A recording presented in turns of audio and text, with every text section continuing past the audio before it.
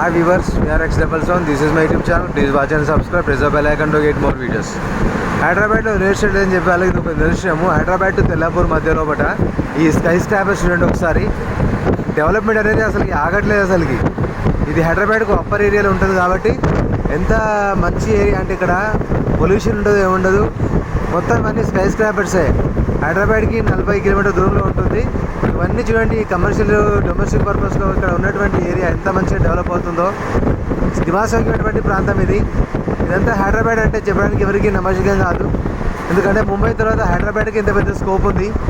ఏరియాలో కూడా commercial complex కానివ్వండి, అపార్ట్మెంట్స్ కానీ, డూప్లెక్స్ కానివ్వండి, ఇండివిజువల్ హౌసెస్ కానివ్వండి, మంచి ఫామ్ హౌస్ కానివ్వండి, చాలా మటుకు ఇక్కడ ఏరియాలో కూడా ఉంటున్నాయి. ఇది రియల్ ఎస్టేట్ పరంగా ఒక స్వర్గధామం అని చెప్పొచ్చు. హైదరాబాద్లో రియల్ ఎస్టేట్ వ్యవస్థ ఒప్పుకోలేని కొద్దిమంది దుష్ప్రచారం చేస్తున్నారు. ఇది అవాస్తవం. ఎందుకంటే ఇక్కడ మంచి ఆపర్చునిటీ ఉంది, మంచి ప్లేసెస్ ఉన్నాయండి. ఇక్కడ వాతావరణం కూడా చాలా బాగుంటుంది, గ్రౌండ్ వాటర్ లెవెల్ కూడా చాలా బాగుంది. ఇంకోటి మెయిన్ పొల్యూషన్ కూడా తక్కువగా ఉంటుంది.